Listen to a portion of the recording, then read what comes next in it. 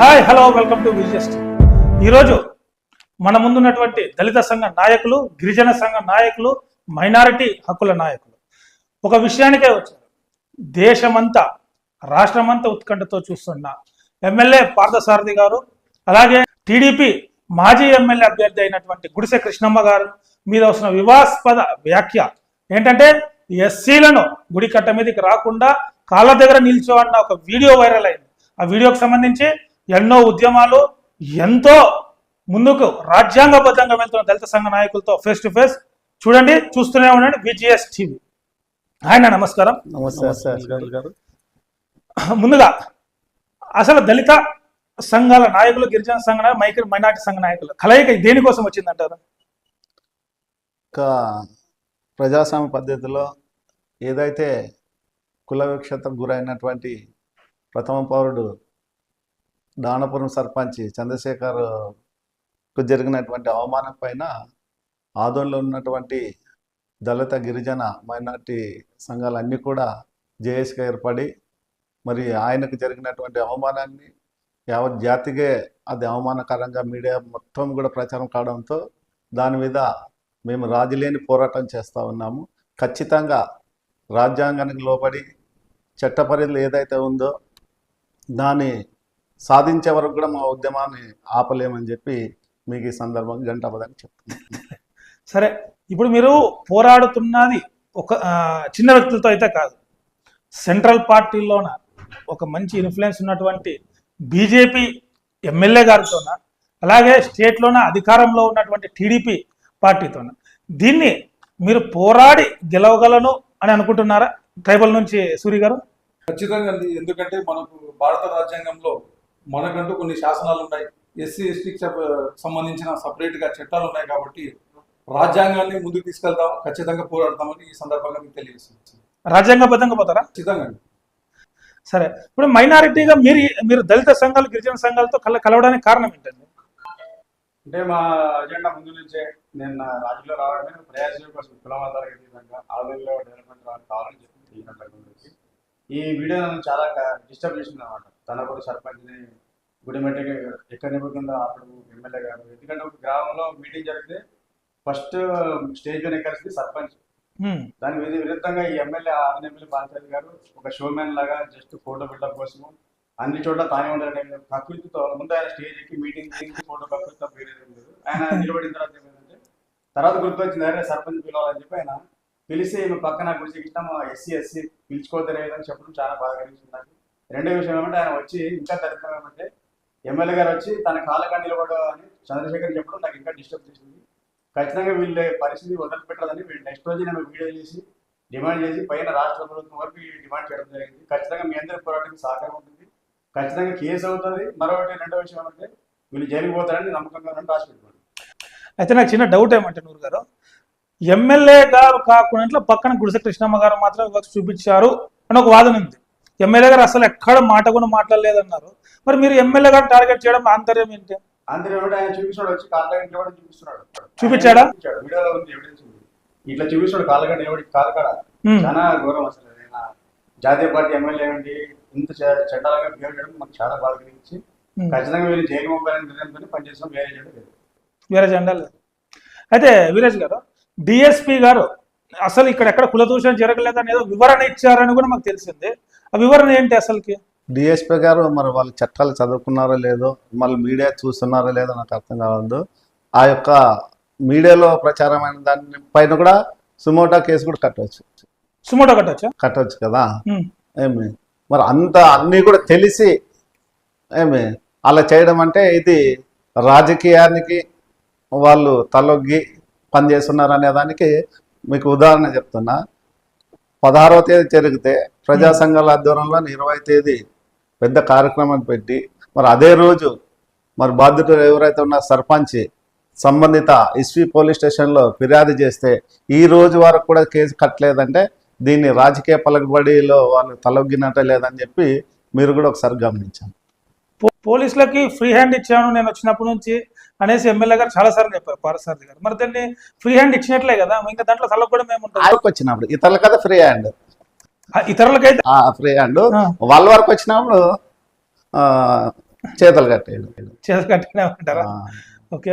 ఇప్పుడు మీరు ప్రజా సంఘాలుగా ట్రైబల్ నుంచి సూరి గారు మీరు ప్రజా సంఘాలుగా ధర్నాలు చేస్తున్నారు, పెద్ద ధర్నా కూడా ఆదూరులో చేశామన్నారు. మళ్ళీ ఇంకా ధర్నాలు చేసే అవకాశాలు ఉంటాయా, లేకపోతే కోర్టు మెట్లు ఎక్కారు కాబట్టి అక్కడికే సరి చేస్తారా? ఖచ్చితంగా అండి. ఫ్యూచర్ లో ఇది ఒకవేళ ఎఫ్ఐఆర్ కట్టకపోతే కదా దశల వారీగా ఇప్పుడు ఆదోళనలో చేసాం, మేము ఆదోళన డివిజన్లో, తర్వాత కర్నూలులో చేస్తాం, తర్వాత విజయవాడలో చేస్తాం, తర్వాత ఢిల్లీ లెవెల్లో కూడా చేసి ఉద్రిక్తత పెంచుతాం తప్ప దీన్ని వెనక్కి తగ్గేది లేదని చెప్పి ముందుకు వెళ్తాం తప్ప వెనక్కి రామని చెప్పి తెలియజేస్తుంది.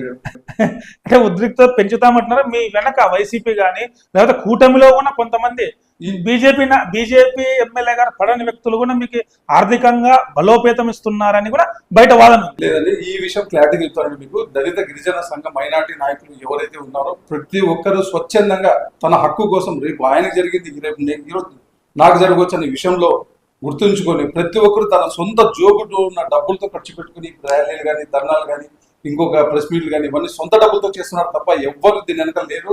అంత సీన్ కూడా లేదు వాళ్ళకి. వాళ్ళు మా దగ్గర వచ్చినా కూడా రానివ్వం కూడా మేము సొంత డబ్బులతోనే ఖర్చు పెట్టుకుని ఉద్యమాన్ని నడుపుతున్నాం.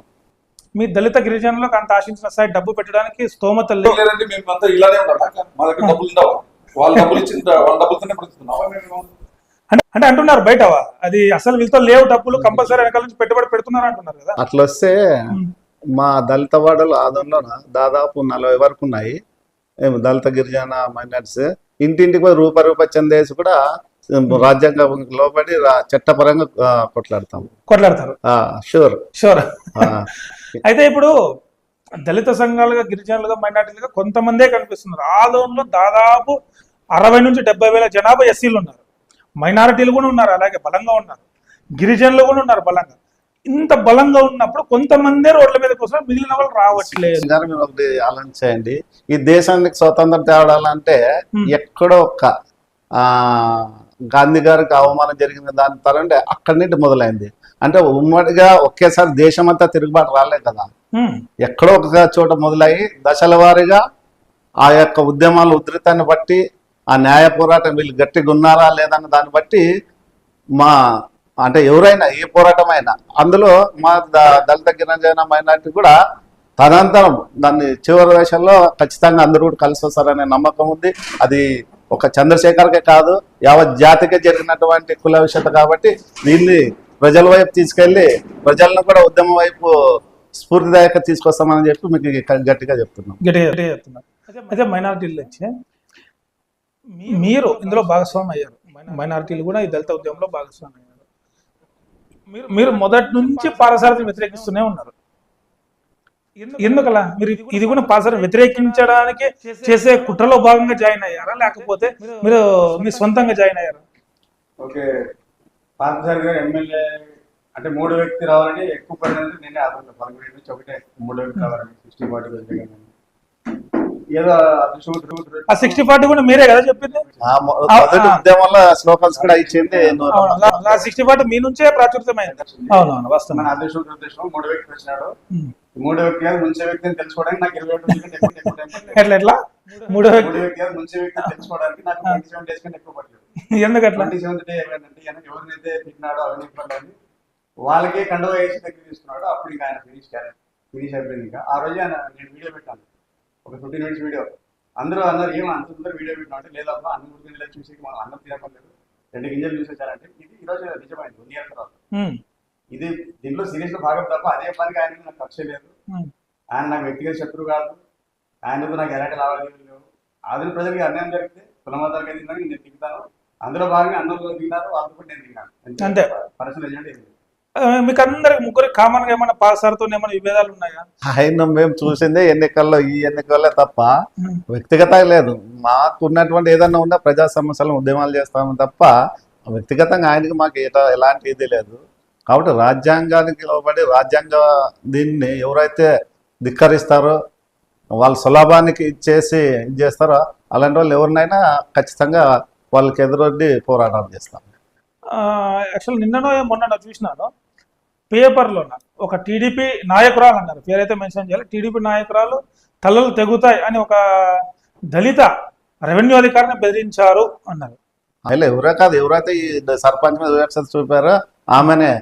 మరి అధికారంలో వచ్చిన తర్వాత ఇంత మార్పు అధికారం లేనప్పుడు ఆమె మేము కూడా అనేక పోరాటాలు చేసినాము.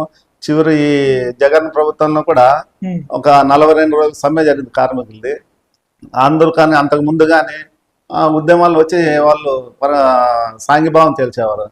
అప్పుడు ప్రవర్తన వేరు ఉంది, అధికారం వచ్చిన తర్వాత ప్రవర్తన వేరు ఉంది. కాబట్టి ఖచ్చితంగా అలాంటి ధోరణి కాదు. ఎప్పుడైతే మనం రాజకీయాల్లోకి వస్తామంటే సేవాభావంతో రావాలి, కానీ లాభాన్ని ఆశించి రావడానికి రాజకీయం కాదు, ఇది రాజకీయం కాదు. అయితే మీరు ఇప్పటి వరకు దాదాపు ఈరోజు 8వ తేదీ, ఈ రోజు వరకు కేసు కట్టలే. మరి దీన్ని మీరు ఎలా ఉపేక్షిస్తున్నారు? ఇంకా ఉపేక్షిస్తే న్యాయ పోరాటం ఇప్పుడు జనాలు కూడా అర్థమవుతుంది కదా. లేట్ అయ్యే కొద్ది ఓ రాజకీయ పలుకుబడి ఈరోజు ఏదో సాధారణ వ్యక్తుల్లో జరగలేదు, అది బహిరంగంగా ఒక శాసనాలు చేసేటువంటి వ్యక్తి, ప్రజాప్రతినిధి, అలాంటి వారి సమక్షంలో ఆ రోజు పోలీస్ యంత్రాంగం కూడా అక్కడ సెక్యూరిటీగా ఉన్నారు. అందరి సమక్షంలో జరిగిన దానికి ఇంత ఇది ఉంటే రేపొద్దున ఇతరులకు న్యాయం ఏం చేస్తారు అనేది ఒక ఇది. ఎప్పుడైతే తన తప్పును తను తెలుసుకుని తన తప్పుకి శిక్షార్హుడు అవుతారో వాళ్ళు నిజమైన ప్రజాసేవకుడు అని చెప్పి మేము గుర్తిస్తాం. నిజమైన ప్రజాసేవకుడు. అయితే ఇప్పుడు 3వ వ్యక్తి వల్ల ఆదోనిలో చిచ్చు రాజేస్తుంది అంటారా? ఇప్పుడు ఈ ప్రవర్తనలు చూస్తుంటే అదే కదా తెలుసుకోండి, మనం ప్రత్యేకంగా చెప్పాల్సిన అవసరం లేదు. ఇప్పుడు జరిగినటువంటి విషయం మీద ఈ రోజు వరకు కూడా ఆయనకున్నటువంటి కేంద్ర స్థాయిలో ఉన్న పలుకుబడితో కేసు నిర్వీర్యం చేస్తుండే, కానీ మా ఉద్యమాన్ని నిర్వహణ చేయడానికి ఆయనకి లేదు కదా. ఖచ్చితంగా మేము జనాన్ని మా ఇంట తీసుకుంటాము, ఇది ఖచ్చితంగా. ఎందుకంటే ఈరోజు మేము చేసే పోరాటము అది ఒక చంద్రశేఖర్ని దృష్టిలో పెట్టుకునో లేదా మేము పాల్సార్థనే కాదు, రేపు ఆదోని నియోజకవర్గంలో ఉన్నటువంటి గ్రామాలతో సహా ఆదోనిలో ఉన్నటువంటి 42 వార్డులో ఉన్నటువంటి వీధులన్నీ కూడా ఎవరికి కూడా దళితులకు ఇలాంటి వివక్షత చూపించాలన్నా భయపడాలనే ఉద్దేశంతోనే అదే కంకణం కట్టుకొని మేము భావి తరాలకు కూడా మాపై వివక్షత రాకూడదనే దాని మీద ఎవరైనా భవిష్యత్తులో అది ఇలాంటి నాయకులైనా కానీ ఏ పార్టీ నాయకులైనా కానీ మా దళితుల పట్ల వివక్షత చూపిస్తే ఇదే పోరాటం ఇదే ఖచ్చితంగా చేస్తామని చెప్పి మీకు మీ ఛానల్ ద్వారా మేము డిమాండ్. ఓకే, ట్రైబల్ నుంచి మీరు గత 2-3 వయసులు మేము చూసినాము, లోకేష్ గారి మీద కూడా ఏదో కామెంట్ చేసినట్లున్నారు. ఏంటి కామెంట్ ఏంటి, అసలు తన చరిత్ర ఏంటి? యువగలం అనే ప్రోగ్రామ్ సోషల్ మీడియా మీదనే బేస్ అయ్యి సక్సెస్ అయింది ప్రోగ్రామ్. అది సోషల్ మీడియాలో నారా లోకేష్ గారు ఏదైనా ట్విట్టర్ లో ఏదైనా ఒక సమాచారం వస్తే వెంటనే స్పందిస్తారు, చిన్న విషయమైనా కూడా. మరి ఇంతమంది చూస్తున్నారు ఈ విషయం, మన సర్పంచ్ గారు జరిగిన అవమానం టీవీలో న్యూస్ ఛానల్ అన్నిట్లో వచ్చినాయి. మరి ఆయన ఇంటికి స్పందించలేదు అని చెప్పి ఆయన కేవలం దళితుడనే స్పందించలేదు. క్లియర్ ఇది. ఆయన దళితుడు కాకుండా వేరే పర్సన్ అదర్ పర్సన్ అయితే ఖచ్చితంగా మెసేజ్ రూపంలో లేకుంటే ఆయన పర్సనల్ లెటర్ ప్యాడ్ మీద పోస్ట్ అనేది చేసేవాడు. కానీ కేవలం దళితుడు అనే ఉద్దేశంతో ఆయన అసలు ఆ విషయమే మాట్లాడటం లేదు. అసలు దళితుడు అనే విషయం లేకపోతే వాళ్ళ పార్టీకి చెందిన మహిళ వాళ్ళ కూటమికి చెందిన ఎమ్మెల్యే ఉన్నారా?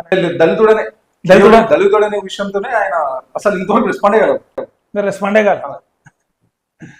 అయితే మీ ట్రైబల్ వెల్ఫేర్ ట్రైబల్ నుంచి వచ్చినారు కదా, మీ ఉద్యమం దళిత గిరిజనులు ఇక్కడే ఉంటారా లేకపోతే మిగిలిన చోట్ల దళిత గిరిజనులు కలిసే ఉద్యమం చేస్తారా? లేదండి, ఇప్పుడు మొదటిగా ఇంతవరకు ఆదోనిలో దళిత గిరిజన ప్రజా సంఘాల మైనార్టీ నాయకులంతా ఎప్పుడు జేసీగా ఏర్పాటు చేయలేదు.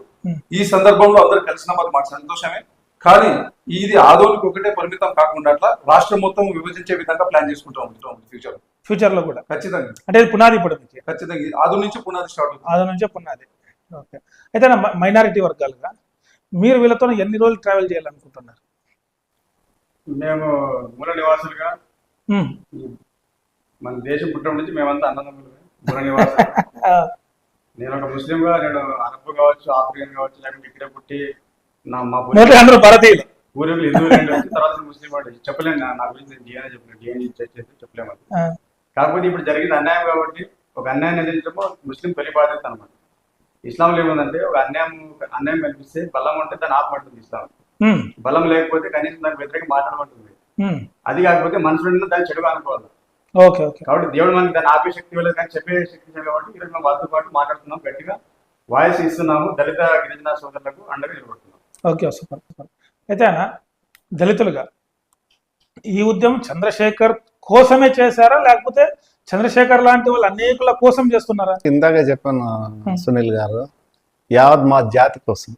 యావత్ జాతి కోసం. యావత్ మా జాతి ఎప్పుడు కూడా అది ఎస్పెషల్గా మా ఆదోని నియోజకవర్గంలో కూడా ఈ చుట్టుపక్కల గ్రామాల్లో కానీ ఆదోని పట్టణంలో కానీ మా జాతి పట్ల వివక్ష చూపించిన వాళ్ళకి ఖచ్చితంగా ఈ పోరాటాన్ని మేము ఉదాహరణకు చెప్తారు. అయితే గతంలో కూడా గత పాలకులు కూడా దళితుల మీద అన్యాయాలు చేశారు, దళితుల మీద కొట్టిన సంఘటనలు కూడా గత పాలకులు ఆదోన్లోనే. అప్పుడు లేవని నోర్లు ఇప్పుడు లేస్తున్నాయి దళితులకి కానీ గిరిజనులకు కానీ అంటారు. దాని మీద మీరు ఎలా స్పందిస్తారు? అప్పుడు ఇంత స్ప్రెడ్ అవ్వడం కానీ మీడియాలో కానీ ఇది కానీ జరగలేదు. సందర్భం అంటే ఇప్పుడు మనకు మీకు ఉదాహరణ చెప్తున్నా, ఈ గతంలో ఉన్నటువంటి ఎమ్మెల్యే పరిపాలనలో కూడా అందరూ కూడా అనుకున్నాము మూడో వ్యక్తి రావాలి, మూడో వ్యక్తి వస్తే అవకాశం ఇస్తాం. ఆ సందర్భం అంటే మూడో వ్యక్తి వస్తే ఇలాంటివి కూడా రూపు మాపుతారు అనుకున్నారు అప్పుడు అన్నాము. అవును. కానీ యాక్చువల్ గా ఈయన మాట విధానం కానీ ఈయన ప్రచారంలో చెప్పడం కానీ ఆదోని ప్రజలంతా కూడా బాగా ఎక్స్పెక్టేషన్ ఉంది. అంటే ఈయన కేంద్ర స్థాయిలో కూడా పలుకుబడి ఉంది, కేంద్రంతో కూడా ఉంది కాబట్టి ఎన్నో పనులు జరిగితే ఆదోని అభివృద్ధి వైపు నడుస్తుందనే అభివృద్ధి వైపు నడుపుతూ తర్వాత ఏదైనా అరాచకాలు కానీ లేదా దళిత గిరిజనుల మీద మైనార్టీల మీద ఏదైనా జరిగేదానికి కూడా రూపమాపుతారనే దాని మీద ఉండేది. కాకపోతే ఈ ఒక్క సంవత్సరంలోనే ఈయన యొక్క పని విధానం అయితేనేమి ఈయన యొక్క ఆలోచన విధానాలు అయితేనేమి జనాల్లో స్ప్రెడ్ అయింది. అది మేము చెప్పాము కాదు, సాధారణ జనాల్లో కూడా ఇది అయిపోయింది. సో మూడో వ్యక్తి వచ్చినా కూడా దళితులకు కానీ గిరిజనులకు కానీ దాడులు ఆగవు, ఉద్యమమే కరెక్ట్ అని మీరు పోయినట్లున్నారు. అయితేనే అంతేనా? సూర్య గారు చెప్పినట్ల ఇక్కడ నుండి ఆదోని నుండి ప్రారంభమైంది మీరు చేసి. ఓకే, ఇప్పుడు మీరు ఆయన స్టేట్లో కానీ సెంట్రల్లో కానీ మంచి పవర్ఫుల్ క్యాండిడేట్ ఎవరు? పార్థసారథి గారు, ఎమ్మెల్యే డాక్టర్ పార్థసారథి గారు మంచి పవర్ఫుల్ క్యాండిడేట్. ఇది ప్రతి ఒక్కరికి తెలిసిన విషయమే. ఆయన ఎలక్షన్ ప్రచారంలోనే రాజ్నాథ్ సింగ్ అయితేనేమి, జేపీ నడ్డా గారిని అయితేనేమి ఆదోనికి తీసుకొచ్చిన ఘనత ఆయనకు దక్కింది. అట్లాంటి పవర్ఫుల్ నాయకుల మీద కేసు కాకూడదు అనేసి కూడా చాలా మంది లాబింగ్ చేస్తుంటారు పెద్ద పెద్ద వాళ్ళు. అలాంటి వాళ్ళతోన మీకు ఎందుకు అని? వీరు మన భారతదేశంలో 99% అవినీతి ఉండొచ్చు, నిజాయితీ ఎక్కడో ఒక్కటి ఉంటాయి కదా, ఆ నిజాయితీ పనిచేస్తుంది. అంటే మీకు ఉదాహరణ చెప్తాను. గతంలో నేను తెలిసింది ఒక గవర్నర్ అనుకుంటా, ఒక ఏదో వాళ్ళు అక్రమ సంతానం దాని మీద ఆయన జైలుకు పోవడం జరిగింది. ఎంతోమంది న్యాయస్థానం ఉన్నవాళ్ళు, రాజకీయంగా ఉన్నవాళ్ళు కూడా జైలుకు పోయినారంటే ఇప్పటికీ మన రాజ్యాంగంలో ఎవరు నీతి పరులు ఉన్నారు, నిజాయితీ పరులు ఉన్నారనే కదా. ఆ ఒక్కరి కోసమైనా ఆ ఒక్కరు దృష్టికి పోయేంత వరకు కూడా మా ఉద్యమాన్ని చేస్తాం. ఉదయం చేస్తాం.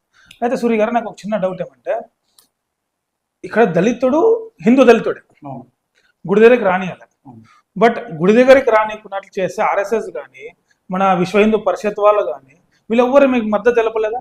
తెలుపలేదని బట్టి తెలిపాలి వాళ్ళు. ఇప్పుడు ఇంకొక విషయం చెప్పాలంటే, ఇప్పుడు దళితుడికి ఏదైతే అవమానం జరిగిందో ఆ విషయంలో గుడిసె కృష్ణమ్మ గారు, పార్థసారథి గారు వాళ్ళిద్దరే బాధపడుతున్నారు. మిగతా ఆర్ఎస్ఎస్ వాళ్ళు, మిగతా సంఘాలకు సంబంధించిన వాళ్ళు ఎవరైతే ఉన్నారో వాళ్ళంతా బాగా జరిగింది, ఇలానే జరగాలి, ఇలాంటివి జరగకూడదు అని చెప్పి వాళ్ళు లోపల బాధపడుతున్నారు వాళ్ళు కూడా.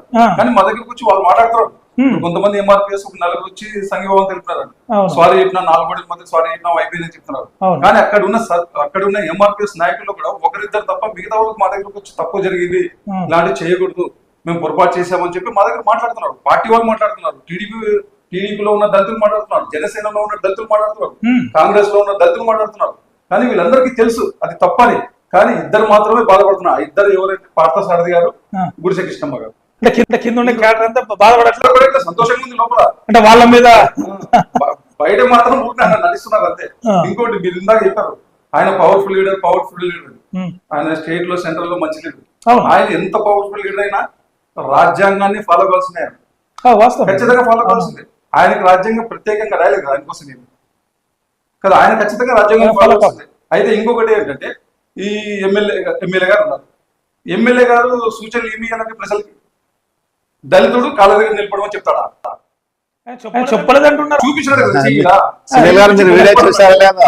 ఆయన ఇంకా ఆమె ఎస్సీ అనక ముందు, ఎస్సీఎస్ అని ఆమె చెవులో చెప్పుకో ముందు అప్పుడు రావయా సర్పంచ్, రావయా సర్పంచ్ కాదు చెయ్యి అంటే పక్కన స్టేజ్ మీద. ఎప్పుడైతే అన్న ఎస్సీ అంటేనే చెయ్యి ఆటోమేటిక్ గా పోయింది. ఆయన చూసి ఆమె కూడా చెయ్యి కింద అంటే నీ స్థానం అదే అని. అది వివక్షతకు గురైనటువంటి చెయ్యితో సైకిల్ చేసిన వివక్షత చెయ్యి ఎక్కడ చూపించాడు? పాదాలకి చూపించాడు కింద నిలబడమని. ఇంకోటి ఇప్పుడు మేము ఉన్నాం. చట్టం ప్రకారము నేను చదివిన మొత్తం చట్టం ఓకే. ఒక దళితుల్ని కోపంగా చూసినా కూడా కేసు పెట్టచ్చు. కోపంగా చూసినా కేసు పెట్టచ్చు. ఇంకా చాలా పెద్ద పని చేయి చూపించాడు, ఇంకా పెద్ద పని ఎవిడెన్స్. జస్ట్ కోపంగా చూసిన దళితుల్ని కేసు, ఎందుకంటే అంత వ్యవస్థకు గురైన అనమాట. మేము చిన్నప్పుడు చూసినాం, చెప్పుకున్నాం కొన్ని మైక్ చాలా గౌరవంగా పరిస్థితి 40 ఏళ్ళ కింద. ఈ చట్టం వచ్చిన తర్వాత గ్రామాల్లో కానీ పట్టణాల్లో కానీ దళితుల పరిస్థితి 89లో వచ్చింది చట్టం. దాని ముందు చూసినాం చిన్నప్పుడు చాలా ఘోరంగా ఉండేది. చట్టం వచ్చిన తర్వాత మసలిన్ లాంటి మహానుభావులు చాలా మంది ఫైట్ చేసి కేసులు పెట్టి గ్రామాల్లో భూస్వామ్య వ్యవస్థను ఫినిష్ చేసి పట్టణాల్లో కూడా అలాంటి చైతన్యం తీసుకురాబట్టి ఈరోజు దళితులు కొంచెం ఎంతో మంది మర్యాద బతుకుతున్నారు. ఈ రోజు కూడా వాళ్ళు బాగా బతుకుని జీర్ణించుకునే బాధ్యత లాంటి వ్యక్తులు ఇంకా ఇలా దిగజారి ప్రవర్తించడం చాలా సిగ్గుచేటు. అయితే ఈ దళిత వివక్షతను ఈ చుట్టుపక్కల గ్రామాల్లో కూడా చాలా ఉందన్నమాట. చుట్టుపక్కల గ్రామాల్లో ఉన్న దళిత వివక్షతను ఎమ్మెల్యే గారి దృష్టికి చాలా మంది తీసుకుపోయారు. దీన్ని పారతోడడంలో ఆయన కూడా విఫలం చెందారు. అసలు ఆ సబ్జెక్ట్ కూడా మర్చిపోయారు అంటున్నారు. వాస్తవం నిజమేనండి. ఇప్పుడు జరిగిన విషయం సంఘటన, మేము దళిత గిరిజన మైనార్టీ నాయకులుగా మేము ఒక మెమరాండం సబ్ కలెక్టర్ దగ్గరికి ఇచ్చి ఈ ఊర్లో కులవివక్ష ఇలా జరుగుతుంది, గ్రామాల్లో గుళ్ళు లెక్కట్లేదు, మెట్లు ఎక్కట్లేదు, గుళ్ళకి ప్రవేశం లేదు అని చెప్పి మేము ఒక సబ్ కలెక్టర్ మెమరాండం ఇస్తాం. అది ఎంతవరకు పోతుంది? అక్కడ దాకే ఒక పేపర్ తీసుకుంటాడు, ఒక స్టేట్మెంట్ ఇస్తాం, పేపర్ కటింగ్. నాకు అర్థం కాని విషయం ఏమంటే, మీరు మెమరాండం ఇస్తామంటున్నారు కదా, మీరు ప్రజలు సంఘ నాయకులు అయినొచ్చు కానీ ప్రజల్లోనే మమేకం మీరు అంతా. కానీ అధికారులు అక్కడ ఉండే అధికారులకు తెలియదా మేము మెమరాండం ఇచ్చేంత వరకు వెయిట్ చేయాలా? వాళ్ళు తెలియదు. కానీ అది సూచనలు ఎవరు ఇవ్వాలి? ఎమ్మెల్యే గారు ఇవ్వాలి. ఎమ్మెల్యే గారు ఓట్లు వేసి చట్టసభలు పంపించింది దేనికి కోసం పంపించాం? కుల వివక్ష గురించి మాట్లాడాలి. ఇప్పుడు ఆయన చెప్తే 2,65,000 మంది జనాభా ఖచ్చితంగా వింటారు. ఆయన మొదటి కుల వివక్షత అప్పటి కాలంలో జరిగింది, ఇప్పుడు అలాంటివి లేదు. స్టాండ్ తీసుకుని ఎందుకు చెప్పలేకపోయినాడు? ఆ రోజు కుల వివక్ష ఉంది కదా, మనసులో ఉంది కాబట్టి ఆ రోజు చేతి కాదరకు చూపించాడు, పక్కన నిలబడమని కాదర్ చూపించాడు కదా క్లియర్ వీడియోలో. అందుకనే మీరు కూడా పారసారథి కానీ క్లియర్ గా, మాకు కూడా క్లియర్ గా ఎవిడెన్స్ ఉంది కాబట్టి మేము పోరాటం చేస్తున్నాం. నిజం ఉంది కాబట్టి పోరాటం చేస్తున్నాం. నిజం మీద పోరాటం చేస్తున్నారు రాజ్యాంగబద్ధంగా. ఓకే. అయితే కోర్టు తీర్పు ఇచ్చింది, అసలు కేసునే వాయిదా వేసింది, కొట్టేసింది అని అంటున్నారు నూరు గారు. అసలు దీని మీద ఎలాగా అసలు కొట్టేసిందా కోర్టులోనా? పరిపూర్ణంగా కొట్టేసిందా కేసును? అంటే పాకిస్తాన్ వాళ్ళు ఇంకా ఆతృత అనమాట. ఏమి ఇట్లా అయిపోయాం, ఆ ఎమ్మెల్యేకి మనసగా యాదవ్ షోర్ చేసుకుంటుంది, కమిషన్ కొడుతుంటుంది, అవినీతి చేస్తుంది, ప్రోగ్రెస్ దిగినాడు. దానివల్ల వీళ్ళందరినీ దోపిడీ సామ్రాజ్యం తయారైంది భారత సరఫీ కింద. వీళ్ళకి ఏమైందంటే కన్ఫ్యూజన్, టెన్షన్ అన్నమాట. ఏం మా ఎమ్మెల్యే జైలు పోవడం భయం స్టార్ట్ అయింది. జైలు పోతారు ఒక హైకోర్టు మనలో ఏం చేసింది, హైకోర్టు పోయినారు కదా. ఎందుకు పోయినారంటే కింది కోర్టులో పోతే మన లోకల్ పోలీసులు కానీ రెవెన్యూ వ్యవస్థని ఈయన మేనేజ్ చేయొచ్చు, డీజీపీ చేయొచ్చు. కానీ డీజీపీ మన హైకోర్టు పోయినప్పుడు డీజీపీ, ప్రిన్సిపల్ సెక్రటరీ వాళ్ళు ఆన్సర్ చూస్తారు, చీఫ్ సెక్రటరీ. అలాంటప్పుడు అవినీతి కావాలి కాబట్టి మన ఎస్సీ సంఘాలు అక్కడ పోయిన మంచి పని చేసినారు. కాకపోతే సింగిల్ జడ్జి బెంచ్ ఏం చేసిందంటే మీరు కింది కోర్టులు తెచ్చుకొని చెప్పింది. మళ్ళీ మన నాయకులు డివిజన్ బెంచ్ పోయినారు. ఇది ప్రాసెస్ నడుస్తుంది. ఎందుకంటే మనం ఢీ కొడుతుండేది ఎమ్మెల్యే, రూలింగ్ ఎమ్మెల్యేని, సెంట్రల్ లో రూలింగ్ ఉండే పార్టీ నాయకుడిని. అంత ఆశమాషి కాదు. సెంట్రల్ లో చాలా మంది మీద కేసులే కదా, ఇదే దళిత కేసులో ఎంపీలు ఇరుక్కున్నారు, మినిస్టర్లు తప్పించుకోవడానికి బదమాలి బామాలి చేసినాం. కానీ మన చంద్రశేఖర్ గట్టింగ్లో అన్నాడు, దళిత సంఘాలు గట్టింగ్లో ఉన్నాయి, ఖచ్చితంగా కేసు అవుతుంది. కాబట్టి నాకు తెలిసి త్వరలో శుభవార్త రావచ్చు, కేసు కట్టమని కోర్టు నుంచి ఆర్డర్ రావచ్చు. మేము ఆశిస్తున్నాం. మీరు ఆశిస్తున్నారు. ఓకే. అయితే ఈ ఉద్యమాన్ని తీవ్ర రూపం దాల్సిందే. మీరు ఏదో మళ్ళీ ఒకసారి పెద్ద ఎత్తున ధర్నా కూడా పెట్టారంటున్నారు కదా, ఆ ధర్నా ఏం విషయం? అసలు ఆ ధర్నా ఎలా పెట్టాలంటే ఈ రోజు వరకు కేసు నమోదు చేయలేదు కాబట్టి దీన్ని ప్రజల్లో తీసుకెళ్లాలంటే ఈ రోజు ఉన్నటువంటి టెక్నాలజీ అయితేనేమి, మీడియా ద్వారా ప్రింట్ మీడియా ద్వారా అయితేనేమి, తర్వాత ఇవన్నీ లేని చేస్తున్నది మా పూర్వకులు చేస్తుంది అంటే కరపత్రాలు. ప్రతి ఇంటింటికి అంటే ఈ రోజు మా దళితుల మీద, మా దళిత ప్రథమ పౌరుల మీద చూపించిన వివక్షతను మేము కరపత్రం ద్వారా మరి ఆదోనికి సంబంధించి ముందు మా ఆదోని కాన్స్టిట్యూషన్ మొత్తం కూడా గ్రామ స్థాయి నుండి పట్టణ 42 వార్డులో కూడా వీధి కరపత్రాలు పంచుతూ మరి మా జాతికి జరిగిన వివక్షతను వివరించి వాళ్ళందరూ కూడా మా వైపు తీసుకొచ్చి ఈ రోజు నిజంగా చెప్తున్నాము సునీల్ గారు, ఈ రోజు మేము హిందూ సంప్రదాయం పాటిస్తున్నామంటే అది మాకున్నటువంటి హిందూ మతం మీద ఉన్నటువంటి భక్తి. అసలు విశ్వ హిందూ పరిషత్ మీకు సపోర్ట్ చేయలేదు? ఎవరు సపోర్ట్ చేయాల్సిన అవసరం లేదండి. గుర్తించండి, ఈ రోజు మన భారతదేశంలోనే క్రైస్తవ మతం, ఇస్లాం మతం పెరగడానికి కారణం ఎవరండి? అగ్రవర్ణాలే హిందూ మతమే కదా. ఈ రోజు కన్వర్ట్ అవుతున్నా. అదే ఎమ్మెల్యేగా అన్నారు, క్రిస్టియనా అన్నారు ఆయన. అక్కడ ఈరోజు క్రిస్టియన్లు కలుస్తారంటే ఎందుకండి? స్వేచ్ఛ లేదు హిందూ మతంలో. ఈరోజు నా వరకే తీసుకున్నాంటే మా వీధిలోన దాదాపు 30 ఆగస్టులో 7వ తేదీ మళ్ళీ అమ్మవారి జాతర జరుగుతుంది. జాతర జరుగుతుంటే మేము ఈ రోజుకి అమ్మవారిని హోమంతోన, తర్వాత తుంగభద్ర నది నుండి జలం తీసుకొచ్చి ఊరేగింపు తీసుకొచ్చి పెద్ద ఎత్తున పూజలు జరిపి ఆదంలోనే ఒక పేరు పొందింది. హోమం చేస్తాం, అన్నదానం చేస్తాం. పూర్వం 32 సంవత్సరాల క్రితము బలిదానం ఉండేది. ఎప్పుడైతే నేను మా సన్నిహితులు పెద్దలు తీసుకుని వచ్చి దాన్ని ఆ రోజుకి బంద్ చేసినాము. ఆ యొక్క ఆలోచన మాకు ఎందుకు వచ్చినా, మాకు బాబాసాహెబ్ అంబేద్కర్ గారు చూపించినటువంటి మార్గం, ఆయన యొక్క చరిత్ర చదివినాం కాబట్టి ఈరోజు పూర్వ అగ్రకులాల వారు మా జాతికి ఎల్లమ్మ, శుక్లమ్మ, మల్లమ్మ వాళ్ళందరూ కూడా అంటగట్టినారు. ఈరోజు మా జాతి వాళ్ళు, కింద జాతి వాళ్ళే దేవాలు చేయాలని వాళ్ళు కూడా చేయొచ్చు కదా, వాళ్ళు కూడా మనుషులు కదా. అంటే ఎప్పుడైతే మాంసం ఉందో, మాంసం జత అయితే ఏం అడుగుతారు కింద స్థాయిలు, దళిత గిరిజన కానీ బీసీలు కానీ ఏమి, ఎప్పుడైతే మాంసం ఉంటే కళ్ళు సరే కదా, కళ్ళు సరే మాంసం భుజించే వాడి కుటుంబ శైలి ఎట్లా ఉంటుంది, వాని ఆలోచన ఎట్లా ఉంటాయి, ఇవన్నీ కూడా బాబాసాహెబ్ అంబేద్కర్ చెప్పినటువంటి ఈ చరిత్రను మేము చదువుకొని 30 సంవత్సరాల క్రితమే మా న్యూ గాంధీనగర్లో బలిదానాన్ని తీసేసి, మరి ఆ రోజు నుండి ఈ రోజు వరకు కూడా బలి లేకుండా ఆ రోజు మా వీధిలో కూడా పెద్దలందరూ కూడా వ్యతిరేకించినారు. ఇంకా చిన్న పిల్లవాడు నువ్వు ఇవన్నీ చేస్తున్నావు, మాది చేస్తాను, మారేమో పూజ పుష్కరాలు లేకపోతే మమ్మల్ని ఏమన్నా చెప్పేసింది, మాకు కీడు చేస్తా కదా. నిత్య దీపారాధన చేస్తాము, హోమం చేస్తాము, అన్నదానం చేస్తాము. శాస్త్రాలే చెప్తాయి, పూర్వీకులే చెప్పారు. శాస్త్రాలు ఏం చెప్తారు, గుమ్మడికాయ కంటే బలి శ్రేష్టమైనది ఏది లేదని, గుమ్మడికాయ బలి కంటే శ్రేష్టమైనది ఏది లేదని పాటిస్తున్నాం కదా. ఈ రోజుకి అక్కడ ఉన్నటువంటి అందరూ అది రూపుమాపినందుకు మా వీళ్ళు, మా దళితులు అంటే ఆ చెట్ల కింద మున్సిపాలిటీ లైట్ల కింద కూర్చొని చదువుకొని ఈరోజు అందరూ కూడా ఉన్నంత స్థాయి ఉద్యోగాలు చేస్తున్నారు. రైల్వేలో చేస్తున్నారు, పోలీస్ డిపార్ట్మెంట్లో చేస్తున్నారు, సినీ పరిశ్రమలో చేస్తున్నారు, ఇలా అనేక మున్సిపాలిటీలో చేస్తున్నారు. అంటే అవన్నీ కూడా ఎట్లా వచ్చినాయి? బాబాసాహెబ్ గారు చూపించినట్టు మార్గం, చదువు. ప్రతి ఒక్క కుటుంబంలో ఒకరు చదువుకుంటే ఆ కుటుంబ జీవన శైలి మారుతుందని చెప్పారు కాబట్టి దాన్ని మేము ఆయన ఆవగింజంత ఆయన ఆలోచనలో మేము పంచుకొని ఈరోజు దాన్ని రూపుమాపడానికి జరిగింది. ఇలాగే కుల వివక్ష జరిగితే భవిష్యత్తులో ఇంకా రాబోయే రోజుల్లో దళితులంతా కూడా వేరే మతాలను చేరితే ఆశ్చర్యం లేదని చెప్పి సందర్భం తెలియజేస్తున్నాం. అయితే నూరు గారు, ప్రతిదానికి స్పందించే పవన్ కళ్యాణ్ గారు ఉన్నారు మనకి, డిప్యూటీ సీఎం గారు. ఆయన వరకు మీ ఉద్యమాన్ని తీసుకెళ్ళలేదా? ఆయనకు తెలుస్తలేదా, చేయలేదా? అంటే పవన్ కళ్యాణ్ గారు సార్, ఇది ఎట్లుందంటే పార్టీస్ అపోజిషన్ ఒక రకం ఉంటాయి, రూలింగ్ ఒక రకం. ఇప్పుడు ఏమందంటే రూలింగ్ ఏమైనా కేసు పడితే మచ్చ, అందుకే నాకు తెలిసి కొంచెం బాగా టైం ఇచ్చారండి. ఎవరికి? ఎమ్మెల్యేకి. సెటిల్మెంట్ చేసుకుంటావా, భయపెడతావా, ప్రతిపాదతావా, కాలు పట్టుకుని ఇష్టం అని.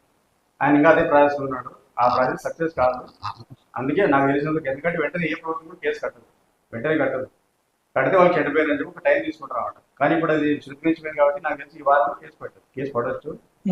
తెలియదు అనుకోవట్లేదు చంద్రబాబు గారికి, లోకేష్ గారికి, పవన్ కళ్యాణ్ గారికి తెలియదు అనుకోవట్లేదు. తెలిసినా కూడా కొంత టైం ఇచ్చిండి వచ్చింది. ఎందుకంటే రూలింగ్ మనం అపోజిషన్ లో చెప్పలేదు, రూలింగ్ లో మనకి రోడ్డు మీద దొరికిన నాయకులు అపోజిషన్ లో, రూలింగ్ లో వాళ్ళ గేట్ కూడా తాగలేం. మనం ఏ పార్టీ టీడీపీ అని, వైఎస్ఆర్ ఏ పార్టీ అంటే వీళ్ళు రూలింగ్ వచ్చినప్పుడు వీళ్ళ విధానం వేరే ఉంటుంది కాబట్టి కొంచెం టైం ఇచ్చిండి వచ్చేందుకు పార్టీదారికి గుడిసిగించడానికి.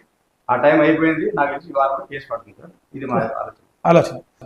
సరే, నాకు మీ అందరు కలిసి వచ్చింది క్వశ్చన్. మీరు ఇప్పుడు రూలింగ్ పార్టీలో ఉన్న కూటమి ప్రభుత్వం ఏదైతే ఉందో, బీజేపీ, జనసేన, టీడీపీ, ఈ 3 పార్టీలకే దళితులను వ్యతిరేకిస్తే పోరాడతారా, లేకపోతే మిగిలిన అన్ని పార్టీలు ఎవరైనా, ఏ పార్టీ అయినా, ఏ పార్టీ నాయకుడైనా, ఎమ్మెల్యే అయినా, సర్పంచ్, ఈ కింద స్థాయి నాయకత్వం అయినా, రాష్ట్ర సీఎం అయినా, హోమ్ మినిస్టర్, ఎవరైనా కుల వివక్షత చెప్తే ఇదే స్ఫూర్తితో పనిచేస్తామని చెప్పి మీకు మీ ఛానల్ ద్వారా చెప్తున్నాను. మా ఛానల్ అయితే గతంలో వేరే వేరే చోట్ల జరిగినప్పుడు కూడా ఆదు నుంచి ఎటువంటి కూటమి మీద కలిసలేదు అనుకుంటా, మీన్స్ మీ కూటమి అంటే అందులో ఇంత కోఆర్డినేషన్ కానీ 10 కిలోమీటర్స్ కాబట్టి స్పందన తొందరగా ఉంటుంది. 100 కిలోమీటర్లు స్పందన తక్కువ ఉంటుంది. రేడియేషన్ మనకి దానాపురం శేఖర్ అంటే మనకి చంద్రశేఖర్ మనకి ఎవరికి బంధువు ఉంటాడు, అన్నకు బంధువులు అని చెప్పి. అంటే సునీల్ గారు ఇప్పుడు శ్రీకృష్ణుడు అంతటోడే 100 తప్పులు ఎవరికి చేశారు కాబట్టి ఏది ఎప్పుడు జరగాల, ఏది ఎప్పుడు అనేది ఇప్పుడు ఇన్నేళ్ళలో మీ ఛానల్ ఎప్పుడో పెట్టవచ్చు కదా అంటే ఏం చెప్తారు మీరు దానికి సమాధానం? దాని సందర్భం దాని టైం కలిసి వచ్చినారు కదా, కాబట్టి టైం కలిసి వచ్చింది అంతే కదా. వాళ్ళకి భగవాన్ శ్రీకృష్ణుడు 100 తప్పులు ఎంచినట్లు ఆ, మీరు కూడా తప్పులు అయ్యేంత వరకు పెంచుకుంటూ వెళ్ళారు అంతే. ఇప్పుడు దళితుల మీద దాడులు ఎక్కువ అయ్యాయి, అయ్యాయి. మీరు శ్రీకారం చుట్టారు ఆదం నుంచి.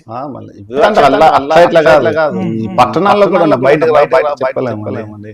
మేము ఆదోని మున్సిపాలిటీ పర్తాపురం ఎంత ఉందండి? మున్సిపాలిటీ మరి అక్కడ ఉంది కదా, ఎన్నోసార్లు చేసినాం అక్కడ కూడా.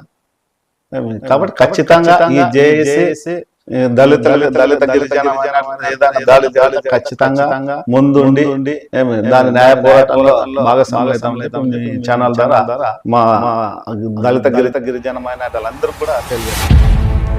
అయితే చూసారుగా ఇప్పటి వరకు దళిత గిరిజన ముస్లిం జేఏసీకి సంబంధించి ఎన్ని మాట్లాడినారు, ఎలా మాట్లాడినారు, అసలు వాళ్ళ ఉద్యమ కార్యాచరణ ఏంటి, వాళ్ళ మీద వస్తున్న నిందలకు సంబంధించి వాళ్ళు ఇచ్చిన వివరణ ఏంటి, ప్రతి ఒక్కరు చూసారుగా. ఇలాంటి ఇంట్రెస్టింగ్ టాపిక్స్ మరెన్నో చూడడానికి మీకు తెలుసుగా VGH టీవీ సబ్స్క్రైబ్ చేయండి, షేర్ చేయండి, లైక్ చేయండి. ఈ ఉద్యమంలో నిజాయితీ ఉందనుకుంటే ప్రతి ఒక్క హిందూ దళితులే కాదు, హిందూ బంధువులు కూడా పార్టిసిపేట్ చేయాల్సిందిగా వాళ్ళు కూడా కోరుతున్నారు. ఒకసారి ఆలోచించండి. Thank you.